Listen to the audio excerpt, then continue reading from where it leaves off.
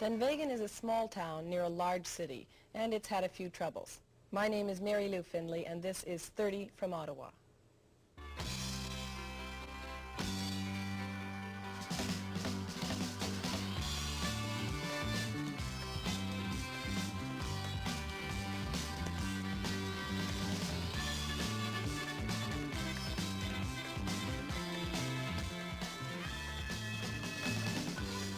Dunvegan's a little town, a village really, located about 50 miles southeast of Ottawa in the county of Glengarry. It's a bit of Scotland in a way, near a new superhighway that runs between Ottawa and Montreal. But more than that, it's one of those Canadian towns that is faced with extinction and faced also with possible alternatives. And in that sense, it's a kind of every town. Crossroads at Dunvegan, right after this.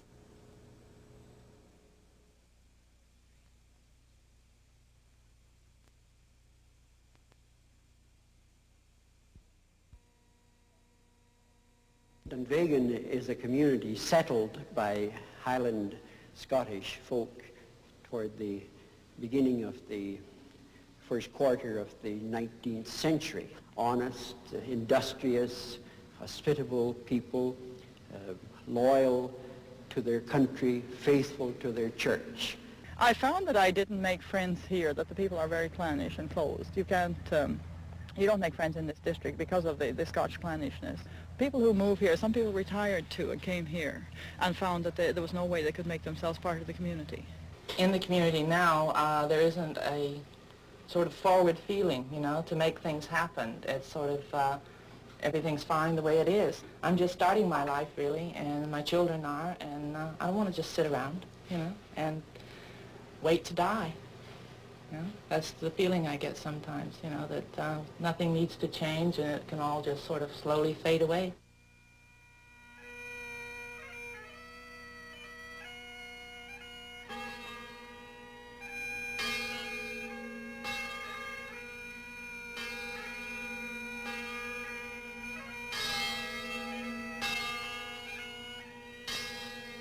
I find the people here very nice, first of all, very nice. It's a very nice place, very nice church, a beautiful church, and a beautiful mass. And really I found it very, very pleasant, first of all. First of all, when the Reverend John McKechnie came to Dunvegan 3 years ago from Scotland, he did think it would be a pleasant place to live and preach in his declining years. Dunvegan is in the heart of Scotch country in eastern Ontario. In Maxville, just down the road, there's the First Presbyterian Church of the area.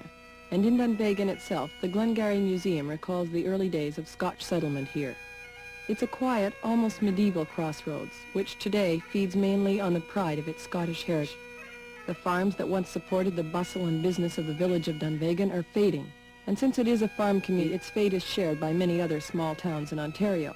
But there are forces in Dunvegan that could change the town. A group of young people from outside have come here with new ideas and old skills, hoping to make of their new a busy, thriving young community once again. They live across the street from the church, and beneath the serene toll of the country church bell, another group of people is working to keep the new ideas out. But even in the church there is change and an element of uncertainty. Since the community began in the early 1800s, there have been only 13 ministers in the little Presbyterian church that is the heart of Dunvegan. But the last few years have seen a rapid turnover of 3 ministers. One of them was named Ferguson and was well liked by the community. When he died, the elders and the other members of the congregation elected to bring in the 74-year-old John McKechnie. But 3 years later, Ferguson's sister spearheaded a petition to remove the elderly Scottish preacher from his post. Reverend McKechnie left on September 30th, the day of Bertha Ferguson's funeral. The university part of this very week had arranged to send out ladies with a petition that I should be removed from this parish because, first of all, I'd caused disunity, and secondly, that I was unlikely to be able to preach a sermon to any of the people here. Well, after you speak in a law court, and after you speak in churches, and after you speak in universities, you really do think you can preach here. But what can you do? That was their voice. So finally they got a petition signed by 140 people, say. I said, well, I don't mind. Then I was invited down to the house of the lady who has died. And she said, now we're going to see that you won't have a roof over your head and you won't have a penny in your pocket. No, I said, you don't do that. I'll be here when you're not here. Well, she said, we'll see. I'm trained in law. I'm going to show you the law. Well, I said, I've lectured in law. I know quite a lot about it. However, I'll hear what it's got to say. So we went to the presbytery, and the presbytery came down. And the 4 principal complaints were all that the funds were going down. Well, that's happening everywhere. The second complaint was that the organist, her grievance was that I had given her hell for 3 years. The next man was, at least his voice was, that I had driven the young people out of the church. Why? I said, did I not offer your own daughter to teach her Latin? I gave her the books. Well, that was nothing. And that was that. Well, I said, I'm not resigning. You've just got to understand that. You've got to go right ahead with the dispute. I didn't sign the petition to. Maybe you know that already. We didn't sign it to get rid of him. But speaking broad-mindedly, he didn't fit into the community too well. One of them said, you know, my brother was a highly trained student. Well, I said, I've got 6 university degrees. Your brother had 1. Did you ever meet him? He's a very gifted man and very talented. He could stand up in the pulpit and speak 15 or 20 minutes without a note or anything. And interesting, in my estimation. But he didn't have the gift, maybe you could tell that, speak to him, of getting along with the rank and file of people. Let us put it plain. The Van Cleek Hill published an article about me and about a book that I published. It was a big work. It took me over 40 years to do it. A catalogue of Garrick mines, all the known Garrick mines in Scotland. Well, he put an article in about this. And this elder came along with a paper, picture book. He said, look, Mr. McKechnie, that's your photograph there. Now, we don't want that. Remember, we don't want that. And if your name appear again in the paper, like that, you'll be out of here at once. Because we don't want anything of that kind here. We don't want any scholarship here. We're a simple people. We don't want that.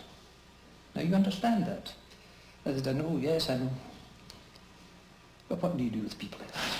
I think he was really more of a teacher than a minister, you know, and he was the greatest scholar I've ever met. He could talk for 5 minutes or 5 hours on any subject that you care to mention. And we don't have many good speakers in the rural district. We never have anybody who can talk very well. They go away to the city where there's an audience. And I think he wouldn't lower his standards 1 fraction of an inch. He was always a scholar, and I think most of the time they didn't really understand most of his sermons. The devil himself doesn't know the depth of man's mind and what it can do. The devil doesn't know it even. Possibly God does. We don't know. That's a judge that said that.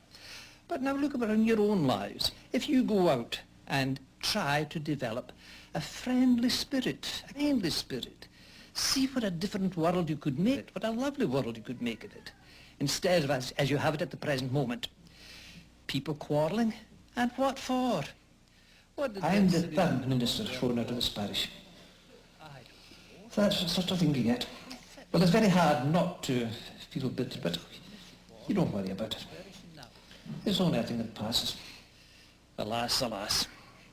We quarrel, and I've seen so many disputes, so many fights, law cases and others, that I now stand up and say, I don't know really what the basic cause of dispute is. He tells you that I am his friend, eh?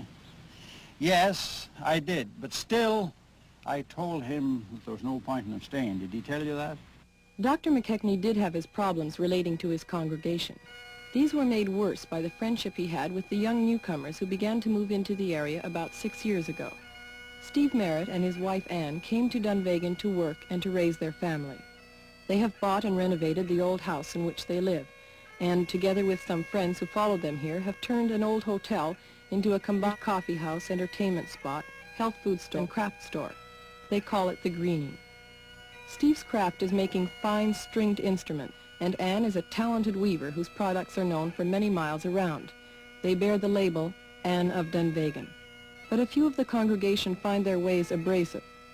Long hair, freaky clothes, and a couple of convictions on dope charges do not go down well with the Scotch-drinking, Scottish rural folk. Well, one Sunday, I think the second or third Sunday I was here. I was standing with one of the elders, and he pointed to the house across the road. He says, we want these people out of here. I said, no, what's wrong? And they were very friendly to me, very nice to me. But I found that the people here just hated them. There was no chance of bringing them together. I became involved with him. I was shoveling snow one day, and he came down and started talking with me, and I enjoyed him. I said, gee, this is an interesting old man. And he invited me up to the manse, and I went up, and I'd sit and I'd talk with him. And then I didn't realize at the time that people weren't visiting him, and he was having no communication with his congregation, and I was like the only person that he talked to, and he started telling of these problems.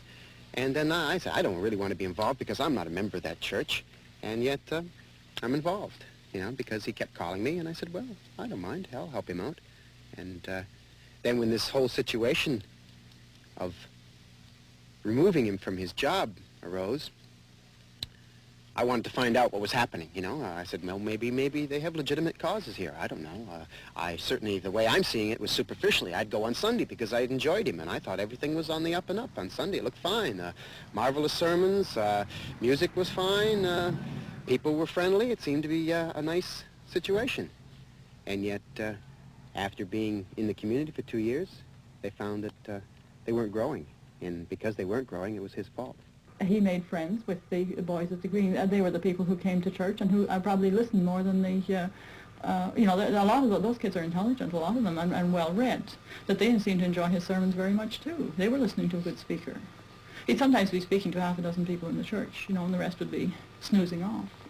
I'm sure that the people as upright and as open to new ideas as the folk in that area are will welcome any people who come in, provided they do their part. I think they will have to admit new people. I think that this is something that no community can get away from. I think that new people bring new ideas so that your town doesn't stagnate and die.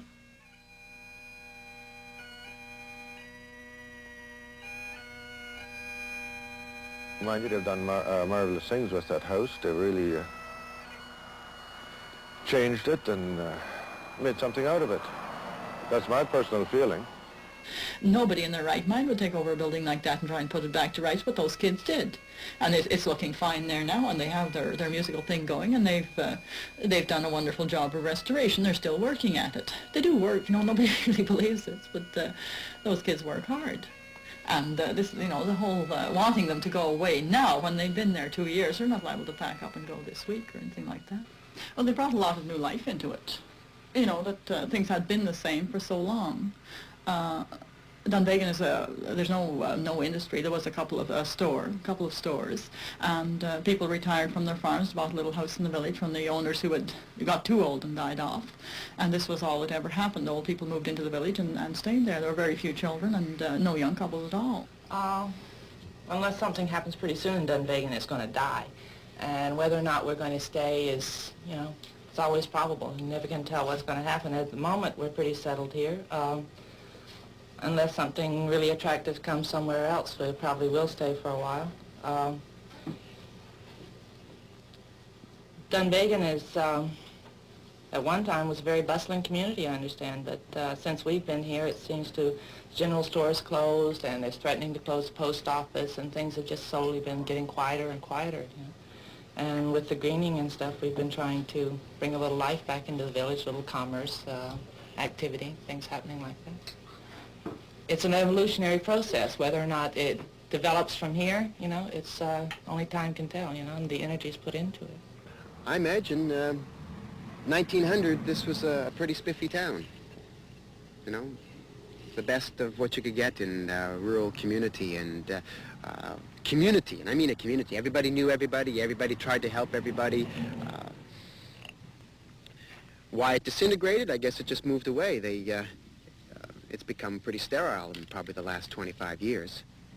Not much development at all. And 25 years doesn't take long for houses and things to kind of deteriorate. The house that I bought hadn't been lived in for 18 years, really. Sure, another 7 years on it would have been, now if we'd gone to see it now, it'd probably be pretty well in rack and ruin. All the plaster would have been all down and ceiling was all gone. So we're restoring it. And we're going to give it new life to old things. Now you take my great-grandfather.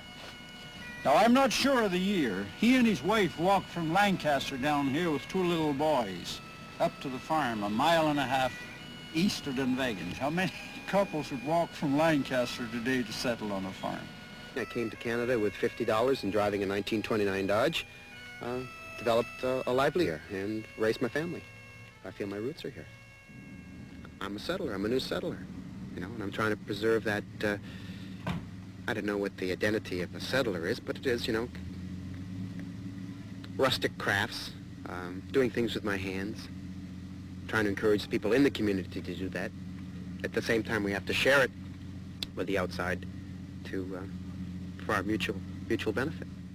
This is what the new settlers want. It just may be that if Dunvegan is to survive at all, someone will have to listen to them. Fully 1/4 of the area farms are still worked by descendants of the original title holders, but their lines are running out. And I'm the last one with the Grant name in this district. And as the original families disappear, so do the farms. Now you take east of Dunvegan, they're practically all city people. Now I can tell you the time our east farm here, I had the second farm east here. There was a little herd of cows there one time, or we owned it. Malcolm Grant can remember times when the land was farmed as far as the eye could see, and he knew the farmers. West, there was 4 little herds. Mrs. Metcalf, her husband was a carpenter. She kept cows as a rule.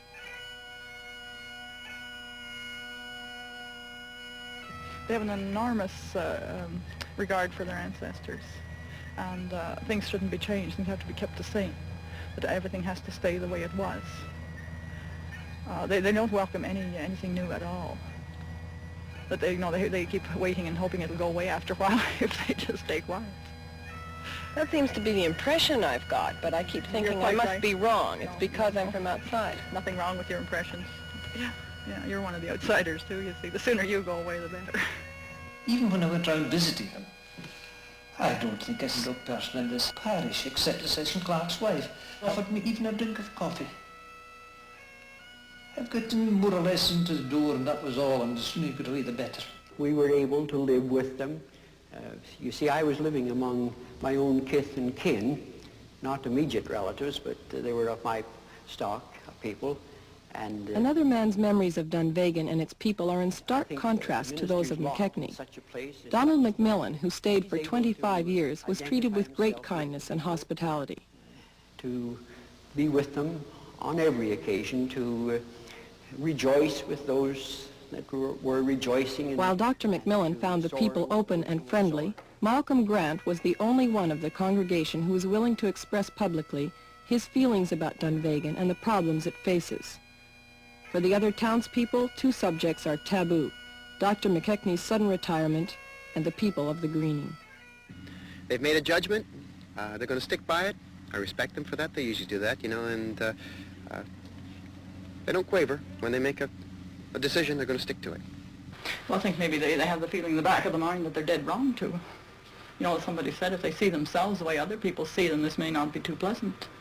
They left home good Scots. They've been moved from their native land. They've gone into an alien culture, an alien setup, and they lose their own traditions, and they don't acquire the new ones. They're really an alien people in an alien country, and they've lost their own traditions, and they haven't acquired new ones. Other people I've met who moved here thinking they'd be among their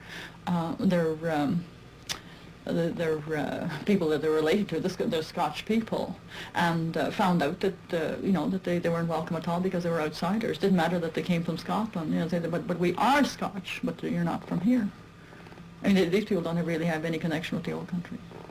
there's no ties or no kin really there. But it's the clannishness is right here. People who have come from here tend to want to come back eventually. I don't know why. It's when you move in, you can feel it here. This closeness, this love for their land. I've noticed that farmers, when they retire off the farm, they'd like to come to the village. I've even noticed that people that lived here many years ago in this area, they want to come back and live in Dunvegan. That's it seems that's their home ground. But were there enough children to keep this place alive? Well, no, of course not. It didn't go like that. They just kept moving in more old people. As the old people died off, they brought in more old people. I don't know what kind of a continuation you call that, but it wouldn't die out as long as your supply of old people doesn't dry up. I think we all have to grow a little bit. Mind you, I wouldn't like to see it become a too big a place, for I think it would lose some of its charm. Then you would be just a suburb again.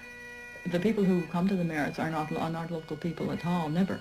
But they're all from a distance. The highway will just bring them faster and more often. People from the city areas are moving back to live in the rural area. In some cases, commuting from the rural area to the towns and cities to earn their livelihood. But this means that there are a number of people living there, even though they are not working the farms. You know, this Dunvegan will become a museum piece of sorts. That's my plan. You know, the plan is to say that we've got a new road up here. Upper Canada Village is down on 401. We got something here on 417. That isn't Upper Canada Village, but it can be old plus a guard. Right? You can come in here and have nice summer theater, and you can come in and see movies, and it can have artist displays, and at the same time we're making old cheese and coming over and seeing the things at the museum. It'll be a nice blend. And I hope it'll grow. We have a lot of plans. It depends a lot on the rest of the people in the area, whether or not it's successful, you know, or accepted. If there's good feelings about it and a lot of cooperation and a lot of hard work, then I think Dunvegan can be a really nice place. And I'm concerned about that because of the children.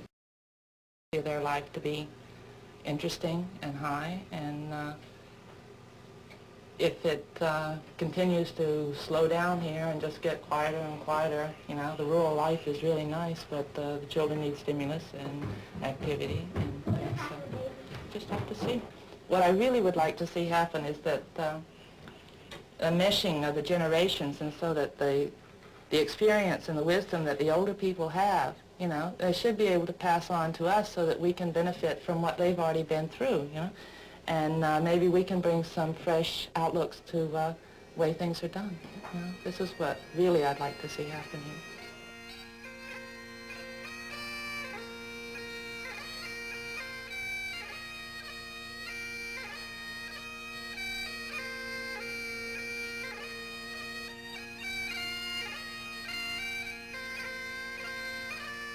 How do you feel about leaving?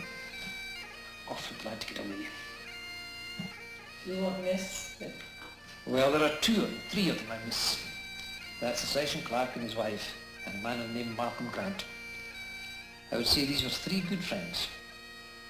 I'll come back to see them, in fact, but for the rest, oh, no. I'd rather just forget them. Just forget, just. That's just, there's another case, let's finish. Close the book.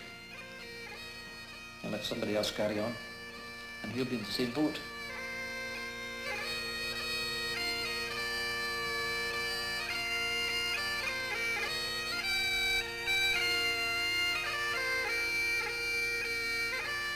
Crossroads at Dunvegan was filmed in the fall of 1974. Since then, the town has changed again. Faced with mounting pressure from a few of the townsfolk, the Merritts have left Dunvegan. The greening is closed. The snack bar in the barber shop went out of business.